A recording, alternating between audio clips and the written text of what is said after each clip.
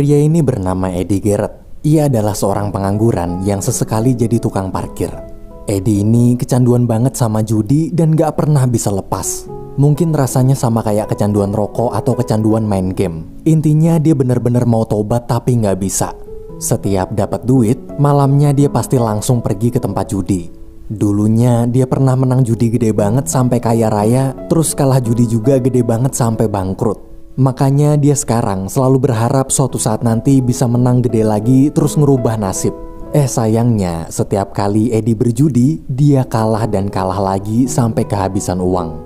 Hari demi hari, Eddie jalani dengan penuh kesuraman. Kerjaan gak punya, uang pas-pasan, judi kalah mulu. Bahkan buat makan aja, Eddie harus ngutang di minimarket dekat rumahnya. Hari itu waktu baru sampai rumah, teman lamanya bernama Michael ternyata sudah ada di dalam menunggunya pulang. Melihat Michael, Eddie pun kaget sambil bilang, copot.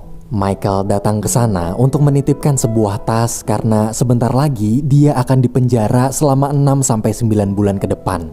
Dia lalu menawarkan uang sebesar $10.000 jika Eddie bisa menjaga tas tersebut dengan baik selama Michael di penjara. Ia juga berpesan agar jangan pernah sekalipun berniat membuka tas ini. Pokoknya niat aja gak boleh, apalagi sampai ngebuka isi tasnya.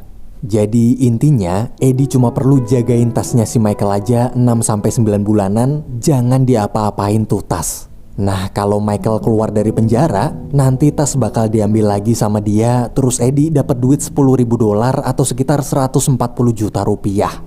Mendengar tawaran menggiurkan itu, dengan senang hati Eddie setuju. Esok hari Eddie diundang ke rumah kakaknya yang bernama Ron.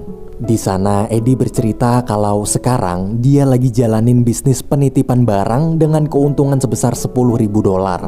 Mendengar cerita bisnis tersebut, Ron dan istrinya justru malah meremehkan bisnis Eddie. Bukannya mau sombong, sebagai seorang kakak, Ron cuma khawatir dengan masa depan Eddie. Ia menganggap bisnis Eddie itu bisnis gak jelas serta gak menjanjikan.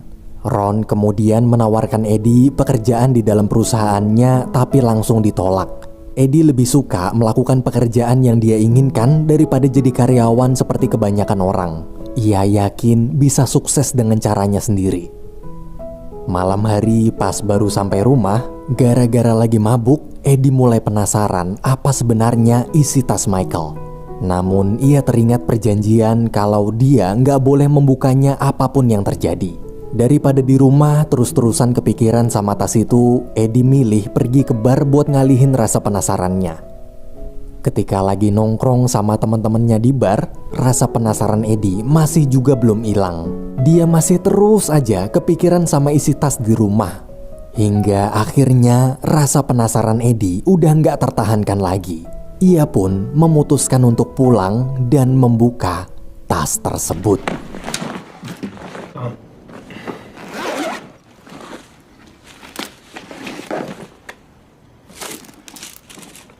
Fuck me. Oh no. Oh no.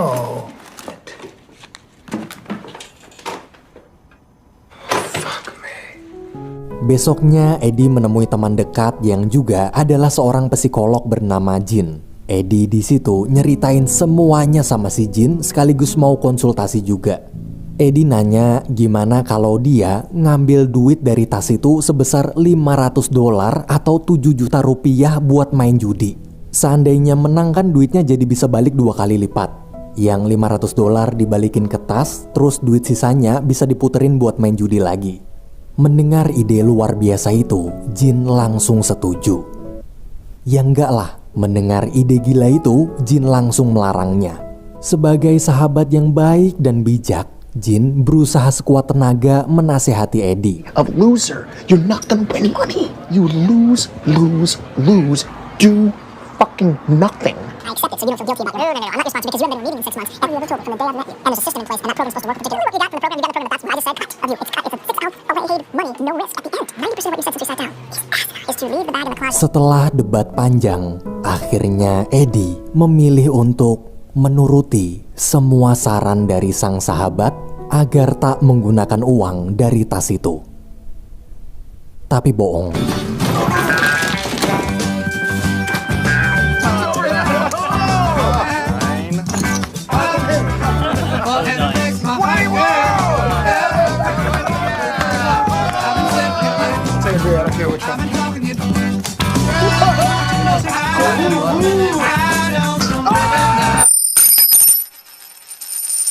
Eddie berhasil memenangkan banyak permainan.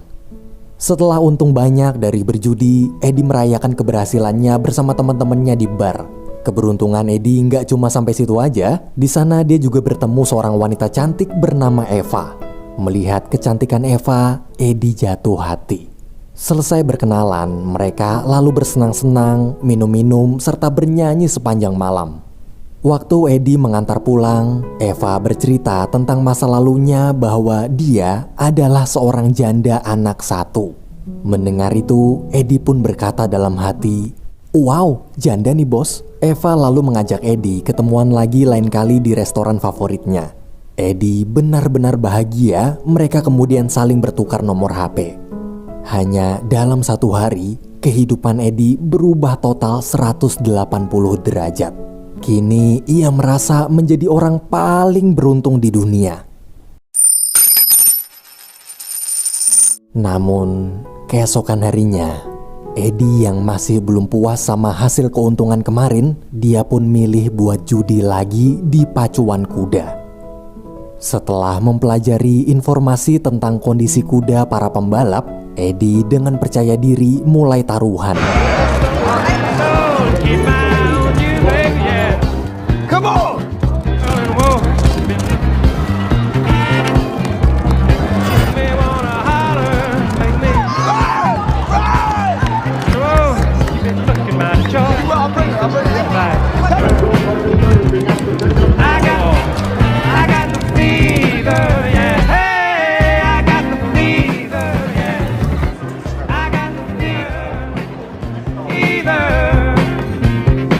What's going on with this rain?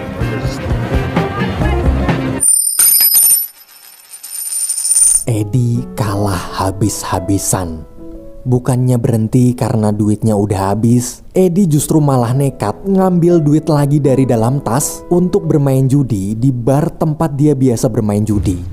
3, 4, 1, 2, and 3 for you. 1, 2, and 3 for you, sir. Yeah, give me 2. 50 on top, guys. Call it. Nothing.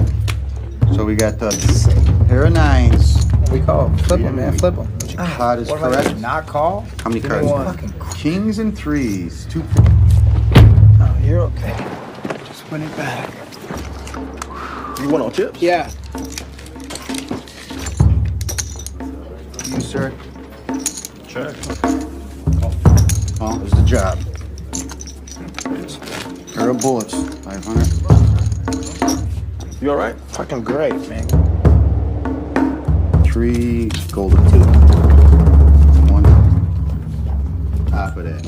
400 plus I've never seen nothing like it in my life. And we got a raid. He's got a full boat over there, guy. My friend, this is all you. 1,500 is the call. Eddie kalah lagi dan lagi. Ia rugi sangat besar. Di tengah frustasinya, Eddie tiba-tiba teringat janjinya ketemuan sama Eva. Ia pun bergegas ke sana tanpa sempat tidur. Selesai sarapan bareng, ngobrol, dan nganter Eva kerja, Eddie kemudian pergi menemui Jin untuk menceritakan masalah kerugiannya. Mendengar cerita tersebut, bukannya bantu nenangin, Jin malah ketawa ngakak. Jin gak nyangka kalau ini semua beneran kejadian. Baru aja kemarin Jin ngelarang Eddie make duit dari tas, sekarang Eddie justru bangkrut abis-abisan. Dengan perasaan penuh penyesalan, Eddie memohon Jin membantunya menyelesaikan masalah ini. Abis puas ngetawain tuh bocah, Jin lalu berkata kalau dia mau membantu asalkan Eddie berjanji berubah tak akan pernah berjudi lagi. Sebagai sahabat sekaligus psikolog, Jin pun membimbing Eddie untuk mulai bekerja mengumpulkan uang yang halal agar bisa membuka lembaran hidup baru menjadi pria lebih baik.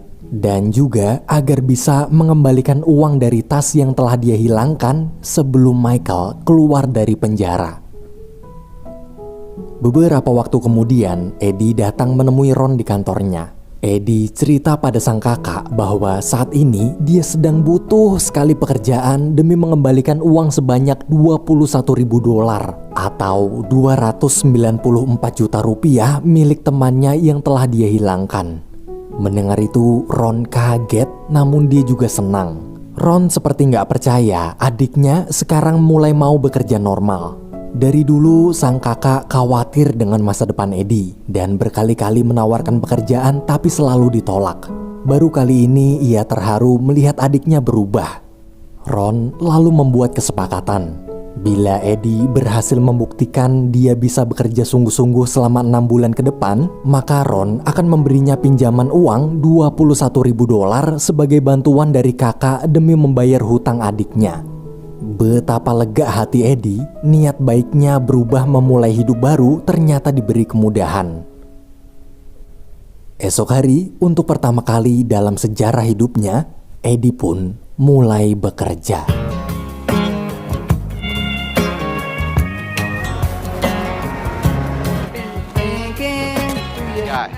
Here he is. Get over here. Get over here. My brother. Hey, Freddie. I'm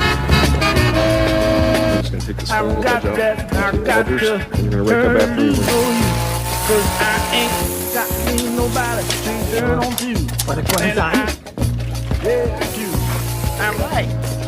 This looks good on you. Oh, sweat. He doesn't know how to rake. He doesn't know how to do it. All right, give me a call. Give me a call. Hari demi hari, Eddie menjalankan pekerjaannya sebaik mungkin. Hubungan Eddie dan Eva juga berjalan lebih lancar. Bahkan dibanding dulu yang selalu bolos kelas, kini Eddie jadi rajin mengikuti program kelas bimbingan psikologis dari Jin. Sekarang dia menikmati hidup barunya. Dari uang hasil kerja, Eddie sedikit demi sedikit menyicil hutangnya ke dalam tas. Ia juga tak lupa membayar hutang-hutangnya pada pemilik minimarket. Malamnya, Eddie mengajak Eva kencan. Di sana Eddie jujur menceritakan semua masa lalunya sebagai seorang penjudi serta bagaimana perjalanan dia berubah. Mereka kemudian menghabiskan waktu dengan menikmati malam berdua. Keesokan harinya, setelah bermain bowling bersama sang kakak, Ron mengatakan kalau dia bangga sekali dengan perubahan adiknya.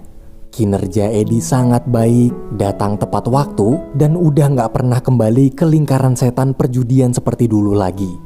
Ron pun penasaran siapa wanita yang telah membuat adiknya berubah. Dia lalu meminta Eddie untuk memperkenalkan Eva padanya. Beberapa hari kemudian, Eddie datang bersama Eva ke rumah Ron. Di sana mereka saling mengenal lebih dekat satu sama lain. Waktu mau pulang, Eva ngomong kalau di rumahnya sekarang lagi sepi karena ibu sama anaknya lagi keluar. Mendengar itu, jiwa kejantanan Eddie pun tertantang dan segera tancap gas. Pas sampai rumah, mereka berdua langsung. Paginya, saat baru bangun tidur, Eddie kaget tiba-tiba Michael menelpon. Di telepon, Michael mengatakan kalau dia dapat remisi akibat berkelakuan baik selama di penjara. Yang harusnya Michael keluar masih beberapa bulan lagi, dia jadi udah bisa bebas dari penjara minggu depan.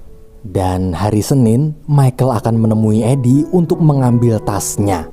Paniklah, masa enggak? Eddie benar-benar bingung gimana cara ngembaliin uang $20.000 dari tas Michael cuma dalam waktu seminggu. Dengan panik, dia bergegas menemui Ron di kantornya. Sambil gemeteran, Eddie memohon bantuan sang kakak untuk meminjamkan uang $20.000 lebih awal akibat situasi mendesak. Namun karena nggak sesuai perjanjian awal, Ron pun menolak sampai mereka berdua berantem.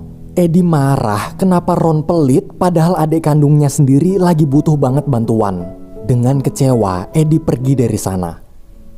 Di bar, Eddie meminta solusi dari teman-temannya. Bukannya ngasih solusi, mereka justru malah ngasih saran aneh-aneh. Kayak nyuruh Eddie buat bikin surat kematian palsu, sampai nyaranin jualan narkoba biar untung gede.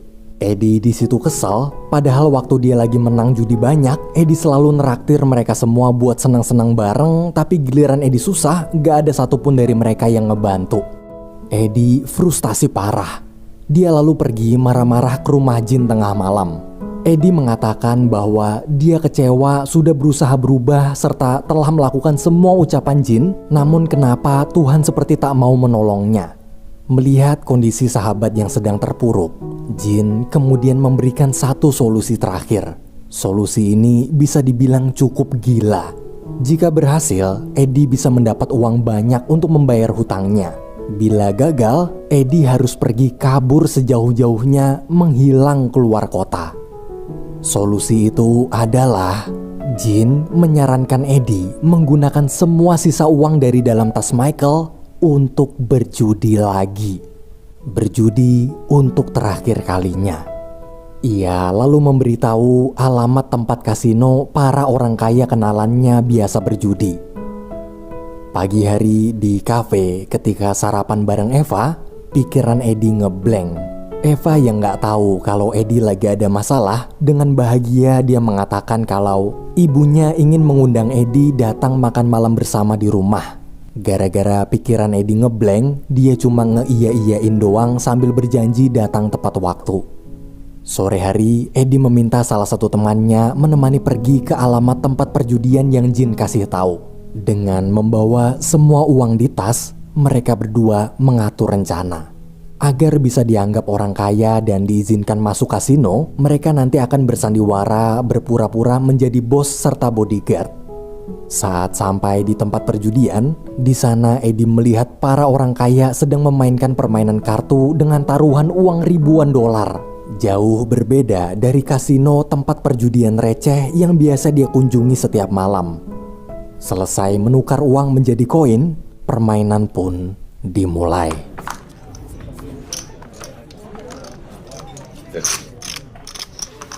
What's up? It's cheaper to fold. Can't. Come on, bro. Where is it? Did you have a king? No. We did have a 4. I know that didn't do anything. No. Cards are... Thank you, sir. Let's make it a straddle. All right, we got a pot. I can buy behind, right? Got 10. I'll go 4,000. Pretty good card from you. Is there logic to your betting? 1,000. I mean, give me a fucks. You just push.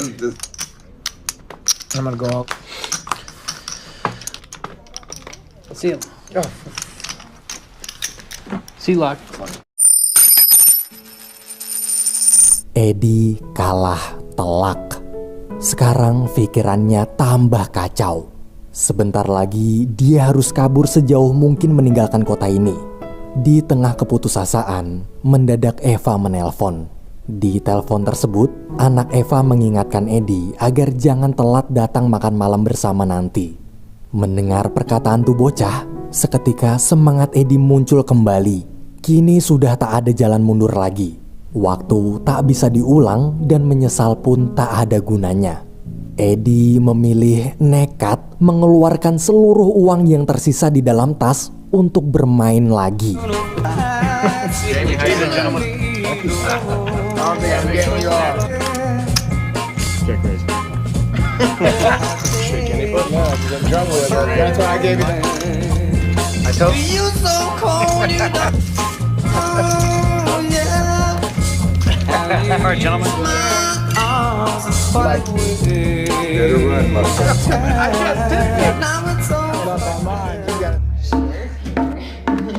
Check her bet.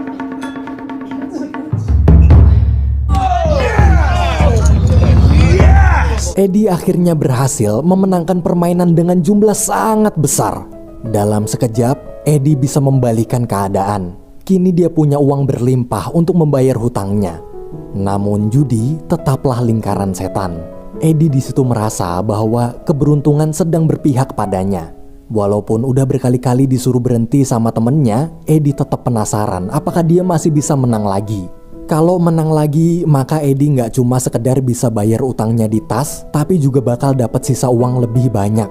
Namun saking senangnya, jantung Eddie berdebar sangat cepat. Nafasnya sesak, ternyata dia terkena serangan jantung. Serangan jantung yang memaksa Eddie menghentikan permainan dan pergi ke rumah sakit bersama dengan seluruh uang hasil kemenangan judinya.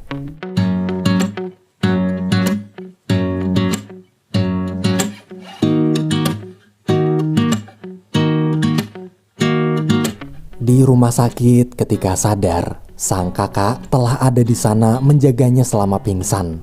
Eddie pun meminta maaf karena kemarin udah kurang ngajar sama Ron dengan mengatakan kalau Ron pelit. Eddie juga mengungkapkan bahwa sekarang dia sudah berubah. Bila dia masih diberi kesempatan kembali bekerja sebagai tukang kebun di perusahaan Ron lagi, maka Eddie berjanji akan bekerja lebih giat dari sebelumnya. Dengan senang hati, Ron mengatakan kalau perusahaannya selalu terbuka untuk Eddie. Apapun kesalahannya di masa lalu, bagaimanapun juga, Eddie tetaplah adik yang sangat ia sayangi. Eddie kemudian pergi ke rumah Eva sesuai janjinya. Ia menemui Eva dengan perasaan begitu lega. Kini Eddie telah terbebas dari semua hutang dan telah sepenuhnya berhenti dari dunia perjudian. Film pun berakhir. I'm walking down the street on clouds instead of the concrete I'm dancing through. Everything's about to come my way, and I don't care if you spill coffee on me or if the sky is gray or blue.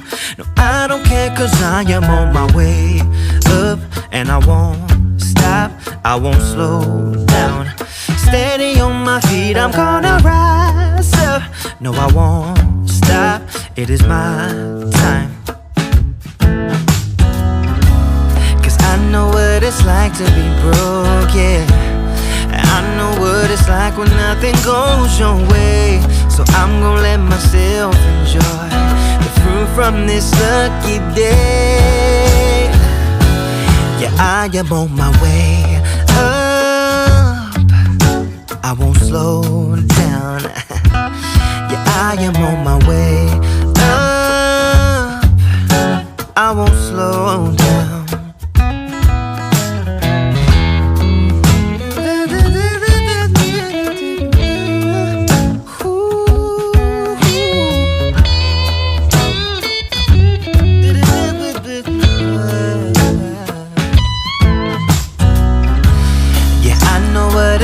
To be broken, and I know what it's like when nothing goes your way. So I'm just gonna let myself enjoy the fruit from this lucky day. Yeah, I am on my way up, I won't slow down, cause I am on my way up, I won't slow down.